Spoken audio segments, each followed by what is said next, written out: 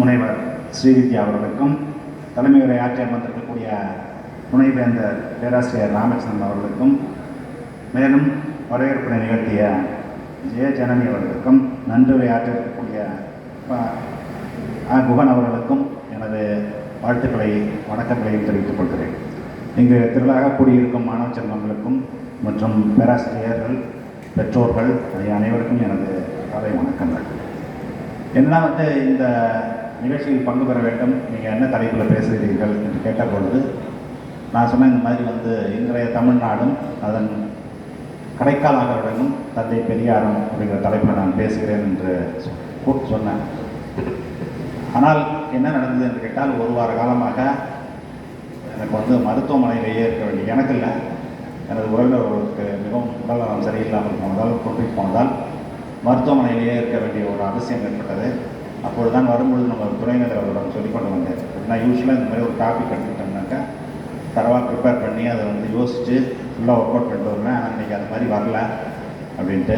இருந்தாலும் ஒரு தைரியம், என்ன தைரியம் கேட்டீங்கன்னாக்கா, இந்த ரெண்டை பற்றியும் நான் அடிக்கடி பல இடங்களில் பேசியிருக்கிறேன். ஆக அது இரண்டையும் இணைத்து வீடாக ஒன்றை பேசி பார்ப்போம்.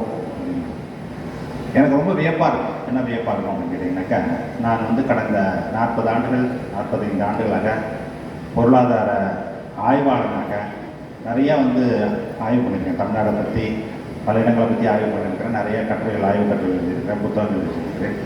இந்த திட்டக்குழுவின் துணைத் தலைவராக பதவியேற்ற இந்த 4 ஆண்டுகளாகத்தான் அந்த பணிகளெல்லாம் மிகவும் நின்று போய்விட்டன. அதேமாதிரி பொது விவாதங்களில் பங்கெடுப்பது நின்று போய்விட்டது. இந்த அரசு பணியின் காரணமாக அது சில சமயத்தில் பார்த்திங்கன்னா கூண்டில் அடைச்ச மாதிரி தான். நமக்கு அந்த சுதந்திரங்கள்லாம் நம்ம விட்டு போய்விடும். ஆனால் வேறு சில பணிகள் இருக்கிறதுனால அதை பார்த்து கொண்டு இதை செய்யாமல் இருக்கிறோம். ஆனால் இந்த ஆய்வு பணியை மேற்கொண்டிருந்த பொழுது நிறைய புள்ளி விவரங்களை பார்ப்பது, அவற்றை தொகுப்பது, அது குறித்து விவாதிப்பது, அது குறித்து கட்டுரைகளை எழுதுவது, அது பிறர் எழுதும் கட்டுரைகளை படிப்பது அப்படின்னு பயணிக்கும் பொழுது நமக்கு மிக ஆச்சரியமான ஒரு விஷயம் எனக்கு தெரிந்தது. என்ன என்று சொன்னால், இந்த மாதிரி தமிழ்நாடு ஒரு காலத்தில் எப்படி இருந்தது, இப்பொழுது எப்படி இருக்கிறது.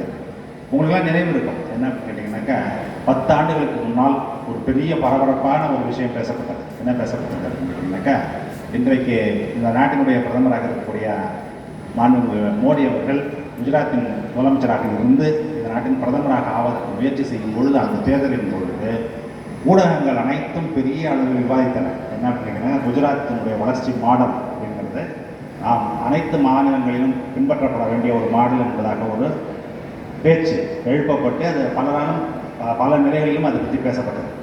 அதற்கு முன்னர் அதே போன்ற ஒரு பேச்சு இருந்தது. அது எந்த பார்த்தீங்கன்னாக்கா, கேரளாவில் ஏற்பட்ட மாற்றங்கள்.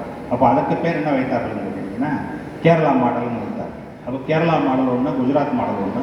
ஏன்னா கேரளா மாடலுங்கிறான், குஜராத் மாடலுங்கிறான், நம்ம ஊரை பற்றி எவனும் எதுவும் பேசுறது இல்லையே, நம்ம ஊர் எவ்வளோ பெரிய மாற்றங்களை சந்தித்து கொண்டிருக்கிறது அப்படின்னு சொல்லி அப்பொழுது பேசுவதற்கு நம்மிடம் ஆட்களே இல்லை குறித்தெல்லாம்.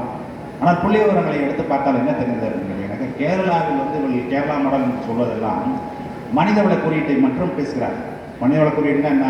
பெண் கல்வி எவ்வளோ இருக்கிறது, ஆம்பளைங்க எவ்வளோ பேர் படிச்சிருக்கிறாங்க, மொத்த பாப்புலேஷன் எவ்வளோ படித்திருக்கிறது, ஏன்னா எப்படி சுகாதாரமாக வாழ்கிறார்கள் அப்படின்னு பல குறிக்கீடுகள்லாம் இருக்குது, கணக்கீடுகள்லாம் இருக்குது. அதேமாதிரி குழந்தை இருக்குல்ல, அது ஒரு ஆண்டுக்குள் எத்தனை 1 லட்சம் குழந்தைகள் பிறக்கிறதுன்னு சொன்னால் எத்தனை குழந்தைகள் இறந்து போகிறார்கள், அல்லது மகப்பேறின் பொழுது எத்தனை தாய்மார்கள் இறந்து போகிறார்கள் அப்படிங்கிறதெல்லாம் ஒரு குறியீடு. எவ்வளோ குறைவாக இருக்கிறதோ அந்த நாடு என்னவாக இருக்கிறது என்ற பொருள், மனித வளத்தில் மிகவும் முன்னேறி இருக்கிறது என்ற பொருள். அப்படி இந்தியாவில் இருக்கக்கூடிய 30 மாநிலம் 30 மாநிலங்களையும் பட்டியலிட்டு வரிசைப்படுத்தினால் என்ன வரும் அப்படின்னா, கேரளா எப்பொழுதும் முன்னிலையில் இருக்கும். இன்று வரை அப்படித்தான் இருக்கும். இன்று வரை அது அப்படித்தான் இருக்கிறது. சரி, அதை ஒதுக்கிவிட்டு பொருளாதாரம் என்று எடுத்து பார்த்தீர்கள் என்றால், இந்த நாட்டில் எவ்வளவு செல்வம் உற்பத்தி ஆகுது ஒவ்வொரு மாநிலத்திலும், அதன் வழியாக தனிநபர் வருமானம் என்பதற்கு சராசரியாக எவ்வளவு இருக்கிறது ஒரு ஆண்டுக்கு அப்படிங்கிற கணக்கு எடுத்து பார்த்தீங்க அப்படின்னு சொன்னீங்கன்னாக்கா, அதில் எப்பொழுதும் மகாராஷ்டிரா முன்னிலை. அப்போ தமிழ்நாடு எங்கே இருக்கிறது அப்படின்னு பார்த்தீங்கன்னாக்கா, தமிழ்நாடு இது மாதிரி வரிசைப்படுத்தல் வருஷம் நடக்கும். அது எப்பொழுதும் நம்ம விடுதலை கிடைத்ததிலிருந்து நம்ம இது மாதிரி வரிசைப்படுத்தி கொண்டிருக்கிறோம். அது மாதிரி வரிசைப்படுத்தி பார்க்கும்போது இப்பொழுது பீகார் எங்கே இருக்கிறதோ, இப்பொழுது உத்தரப்பிரதேசம் எங்கே இருக்கிறதோ, அதை விட மோசமாக தமிழ்நாடு இருந்தது. எப்பொழுது 1950களிலோ 60களிலோ எடுத்து பார்த்தீங்கன்னு சொன்னால், தமிழ்நாட்டில் வறுமையினுடைய அளவு எவ்வளோ இருந்ததுன்னா 60 விழுக்காடு. அப்படின்னா 100 பேர் இருக்காங்கன்னா 60 பேர் என்ன இருக்குது, வறுமை போட்டு 3 வேளை சாப்பிட முடியாது. அந்த மாதிரி ஒரு நிலவரம் தமிழ்நாட்டில் இருந்தது, பீகார்லேயும் இருந்தது, உத்தரப்பிரதேசத்தில் இருந்தது, எல்லா இடத்துலையும் இருக்குது. ஆனால் இந்த 45 ஆண்டுகள் 50 ஆண்டுகளில் தமிழ்நாடு எங்கே இருக்கிறது அப்படின்னு பார்த்தோம் சொன்னால், தமிழ்நாடு இன்று மனிதவள குறியீடுகள் எடுத்தீர்கள் என்றால் கேரளாவுக்கு அடுத்ததாக 2வது இடத்திலும், அதேபோல் கேரளா சாதிக்காத ஒரு விஷயம் என்ன அப்படின்னு கேட்டிங்கன்னாக்கா, அல்லது மகாராஷ்டிரா இது சாதிக்கலை அப்படின்னு கேட்டிங்கன்னா, மனிதவள குறியீடில் மகாராஷ்டிரா எங்கேயும் இல்லை, 7வது 8வது இடத்துல இருக்காங்க. ஆனால் தமிழ்நாடு 2ஆம் இடத்தில் இருக்கு. ஆனால் பொருளாதாரத்தை எடுத்துக்கொண்டால் கேரளா அதில் பாதாளத்துக்கு போய்விடும். எங்கே போய்விடும் கேட்டீங்கன்னா 10வது இடம் 12வது இடம் 15வது இடத்துல போய்விடும். ஆனால் தமிழ்நாடு எங்கே இருக்கிறதுன்னு சொன்னால் பொருளாதாரத்திலும் 2வது இடத்தில் இருக்குது. அப்போ இந்த காம்பினேஷன் இருக்குல்ல, எப்படி ஒரு புறம் பொருளாதார வளர்ச்சி, மறுபுறம் மனித வள குறியீடு, ரெண்டுலையும் என்னத்தில் இருக்கிறதுனாக்க முன்னணியில் இருப்பது அப்படின்னு என்று பார்த்தா தமிழ்நாடு 2லையும் 2வது இடத்தில் இருக்கிறது. அப்படிங்கிறத பற்றி யாருமே பேசப்படுது. அதை பற்றி நாம் தொடர்ந்து அதை பற்றி பேசி அதை பற்றி விவாத பொருளாக்கி அதை முன்னிலைப்படுத்திய போதுதான் இந்த தமிழகத்தினுடைய முதலமைச்சராக வீட்டிருக்கக்கூடிய தலைவர்கள் என்ன சொன்னாங்கன்னா, இதுக்கு ஒரு பேர் வைக்கணும்னு சொல்லி அவர் தான் திராவிட மாடல் அப்படிங்கிற ஒரு பேரை உருவாக்கி போகிறதுலாம் பேசிகிட்டு இருக்காரு. திராவிட மாடல் ஆட்சின்னு சொல்வதன் பொருள் என்னவென்று சொன்னால், நாங்கள் 2ஐயும் கவனப்படுத்துகிறோம் அப்படிங்கிறது ஒன்று. இன்னொன்று என்னன்னு கேட்டிங்கன்னா, மிக முக்கியமான ஒரு விஷயம், எப்படி இந்த இடத்துக்கு வந்தோம் அப்படின்னு ஒரு கேள்வி. இப்பொழுது குஜராத்தை எடுத்துக்கொண்டிருக்கோம் சொன்னால், அது மகாராஷ்டிரா மாநிலத்தை எடுத்துக்கொண்டிருக்கோம் சொன்னால், எப்படி இருக்கு வளர்ச்சி, இருக்கக்கூடிய பொருளாதார வளர்ச்சி என்பது. ஒரு பம்பாய் அப்படிங்கிற ஒரு நகரம் உங்களுக்கு தெரியும், இந்தியாவினுடைய ஃபினான்ஸ் கேபிட்டல் என்று சொல்லக்கூடிய நிதி இருக்குல்ல, நிதிக்கு உண்டான தலைமையகம் அங்கே தான் இருக்குது. இப்போ பெரிய பெரிய கம்பெனிகள் எடுத்து பார்த்தீங்க அப்படின்னா, பெரிய பெரிய தனியார் நிறுவனங்கள் அனைத்து நிறுவனங்களுக்கும் தலைமையிடமாக திகழ்வது மும்பை தான். அப்படி என்றால் அந்த நிறுவனம் எங்கு தொழில் செய்தாலும் எங்கு தலைமையகம் இருக்கிறதோ அங்கே அதுதான் அது உற்பத்தி செய்வதாக, அது விற்பனை செய்வதாக, அல்லது லாபம் ஈட்டியதாக கணக்கு அந்த மாநிலத்தில் தான் கணக்கு வரும்.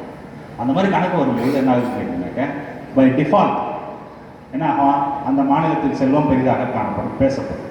ஆனால் தமிழ்நாடு அது மாதிரி கிடையாது. தமிழ்நாடு வரலாற்று பூர்வமாக எடுத்து பார்த்தீங்கன்னு சொன்னால் நமக்கு என்ன இருக்கிறது, இப்போ கங்கை நதி இருக்குது, எங்கே ஓடுது, உத்தரப்பிரதேசத்தில் ஓடுது, பீகாரில் ஓடுது.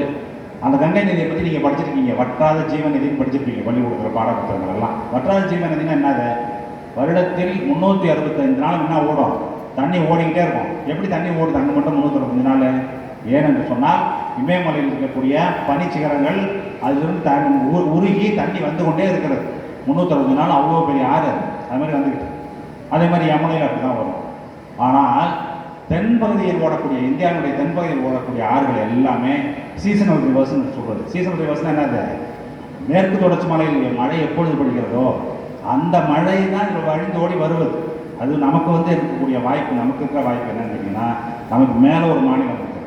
மாநிலங்களை பிரிக்கும் பொழுது 2-3 கேடுகள் நமக்கு நடந்தன. ஒன்று, நமக்கு தென் தமிழ்நாட்டுக்கு வரக்கூடிய தண்ணீர் எல்லாம் உற்பத்தி ஆகும் இடம் என்னது, மேற்கு தொடர்ச்சி மலை தான். அதில் எங்கெல்லாம் மழை பெய்யுமோ அந்த இடம்லாம் யாருக்கு போயிடுச்சு, கேரளாவுக்கு போயிடுச்சு. நமக்கு எங்கே என்ன இருக்குன்னு கேட்டிங்கன்னா, இந்த பக்கம் மலையினுடைய இந்த பக்கம் தான் தமிழ்நாட்டுக்கு கிடச்சிது. அப்படி அதனால் நமக்கு என்ன ஆச்சு அப்படின்னா, அந்த மேற்கு நோக்கி ஒவ்வொரு ஆடுகளிலிருந்து நமக்கு எந்த தண்ணியும் கிடைக்கல. ஒரே ஒரு ஆறு தவிர அது பெரியாறு மட்டும்தான். அதுவும் நமக்கும் கேரளாவுக்கும் ஒரு ஒப்பந்தம் இருக்குது. அந்த ஒப்பந்தத்தை அவர்கள் அடிக்கடி மீறுகிறார்கள். அதுக்காக நான் பொழுதுனைக்கும் சுப்ரீம் கோர்ட்டுக்கு போகிறோம், கேஸ் நடக்குது, அது வேற கதை. ஆனால் மற்ற ஆறுகளை எடுத்துக்கொண்டிருக்கோம் சொன்னால், இங்கேருந்து 10 கிலோமீட்டர் ஓடிக்கொண்டிருக்கக்கூடிய காவேரி எடுத்துக்கொண்டிருக்குன்னு சொன்னால், கர்நாடகா மனது வைத்தால் அல்லது வருணன் அதற்கு மேல் மழையை பெய்தால் மட்டும்தான் அந்த ஆற்றில் தண்ணி வரும். 1974 நாம் சந்திக்கக்கூடிய வேதனையான விஷயம் என்னவென்று சொன்னால், அந்த தண்ணி எப்போ வரும்னு தெரியாது, எவ்வளோ வரும்னு தெரியாது. வந்தால் போச்சு, வரட்டியும் போச்சு. அப்படிதான் இருக்குது. இதுதான் நமக்கு இருக்கக்கூடிய பெரிய நதி. அந்த மாதிரி இருக்கும்பொழுது உங்கள் வேளாண் துறை எப்படி இருக்கும், வேளாண் துறையும் அப்படி தான் இருக்கும். எப்படி இருக்கும் அப்படின்னாக்கா, வந்தால் வந்தது தான், போனால் போனது தான். அது ஒரு பக்கம் போச்சா சரி. அந்த மாதிரி இயற்கையாக நமக்கு அந்த வளமும் இல்லை.